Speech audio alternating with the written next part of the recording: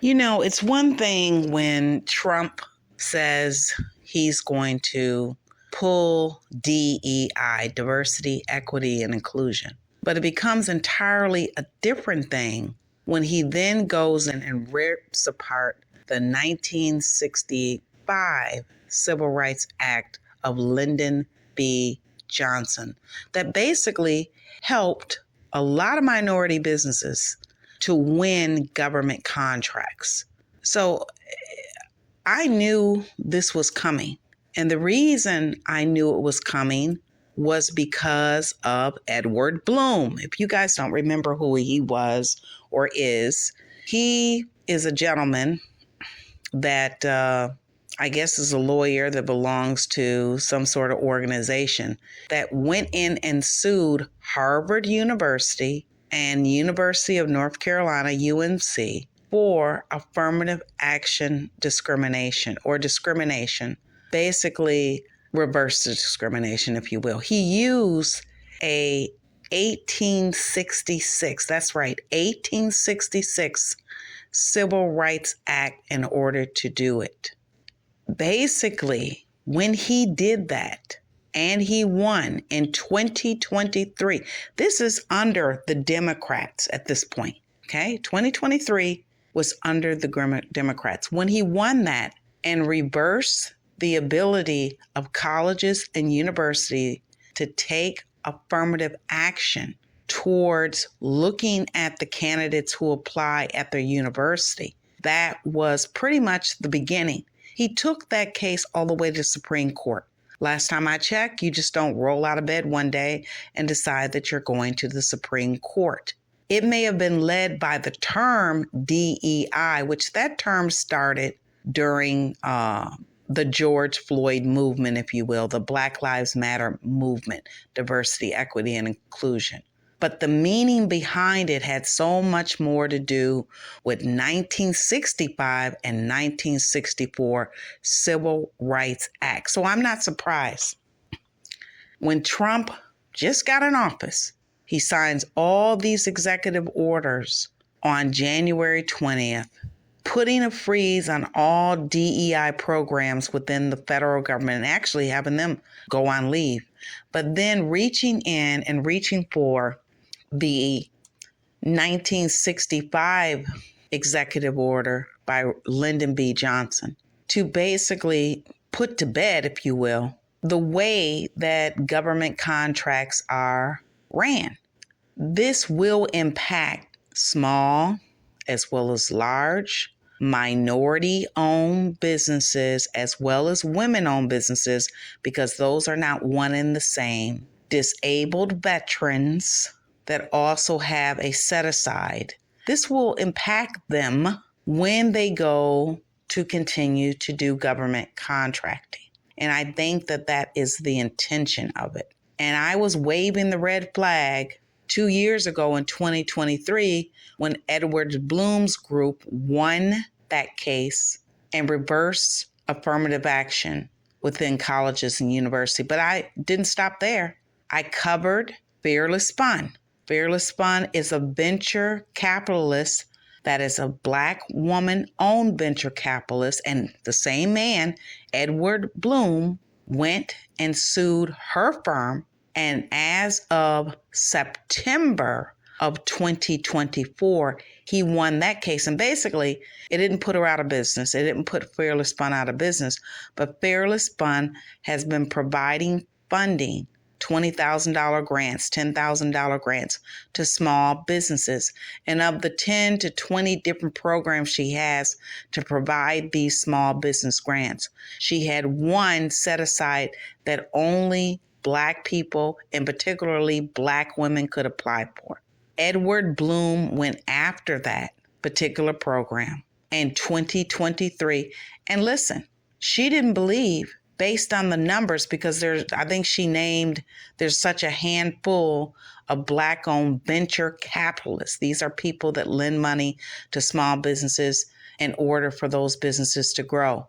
There's only a handful that are Black owned in this country, maybe 5, maybe 10, I don't know, but it's a small, small number. It doesn't even represent 5% of all venture capitalists in this country. She's one of them. So she didn't believe that he could win back in 2023, but he won. And he won by having her eliminate the program where she's giving a grant only to Black-owned businesses. Again, I raised the flag then, because if he's reaching for that using an 1866 civil rights law, really? He didn't want to talk about the Sherman's Act, though, right? Where we would give 40 acres and a mule? Of course not. Then that meant the logical step next was to start going after the 1964 and 1965 Civil Rights Act that helped to protect us as African Americans in this country. That was just a natural step. So where was the Black Caucus? Where was the progressive movement under Joe and Kamala presidency? Where were they? I'm just curious. Where was the Black Caucus jumping up and down? Where were Black progressive movements trying to push back on Edward Blum's group as they were approaching the Supreme Court? They went to the Supreme Court, I think in 2022, 2023, to sue Harvard University and won. They didn't have to go to the Supreme Court after that in 2023 to sue Fearless Fun, but they just settled the case and they won in 2024 this past September, so that she cannot have one program set aside for Black women-owned businesses. The programs have to be opened up for all applicants. And keep in mind, there's nothing wrong with that, because she has like 10 different, 20 different, 5 different programs where she gives grants, loans, etc. She's a venture capitalist to small businesses. But the problem with that is the tools that he used, saying it was reverse discrimination in all actuality. So then we don't push back when all that's taking place. And then lo and behold, Trump wins. And then now he goes after a executive order that was written by Lyndon B. Johnson almost 60 years ago. And this particular law or executive order helped businesses to do business with the government. It also made sure that the prime contractors, like large Fortune 500 companies, had at least a 20% goal on almost all of their contracts to do business with small, minority, women-owned, etc. businesses. So when some of us say it's not going to affect us, I think that they don't understand or have not done business with the federal government to understand the impact that it has on small, women-owned, minority-owned businesses. It's so much of an impact that the National Minority Supplier Development Council has made a statement. And it reads, regarding the recent Trump administration executive order on merit-based opportunity, the NMSDC is evaluating the recent executive order issued by Trump administration ending illegal discrimination and restoring merit-based opportunity. While the stated purpose of the executive order is to promote equal opportunity for all businesses, we have concerns that several provisions of this order could hinder the very group it seeks to empower. Rather than expanding access to opportunities for underrepresented business owners, several measures risk having the opposite effect. For over 50 years, the NMSDC, which again stands for National Minority Supplier Development Council, has worked to create equitable opportunities for underserved businesses in partnership with the federal government and private sector. Again, a lot of these companies, because see, one of the rules of these companies, or one of the rules that the government has had, federal government that is that when these Fortune 5 companies do business with the federal government, they have to have a supplier diversity program. This has helped companies like, I can't even name them, but this helps so many small businesses. A lot of those small businesses are minority owned, not just Black, but definitely minority owned. A lot of those small businesses are women owned. So when we look at this and we say, oh, well, we were only getting this, we weren't getting much. No, this is a really big issue, but it's a natural progression from Edward Blum and what he was doing under the Joe Biden, Kamala Harris administration. And that was the time, in my opinion, to push back. I am not surprised at all of this.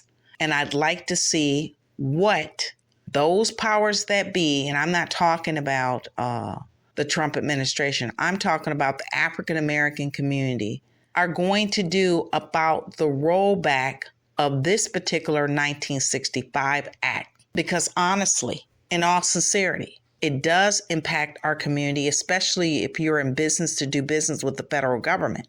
Enough so that the NMSDC has to really take a look and take a step back to even think about what they're going to do about it.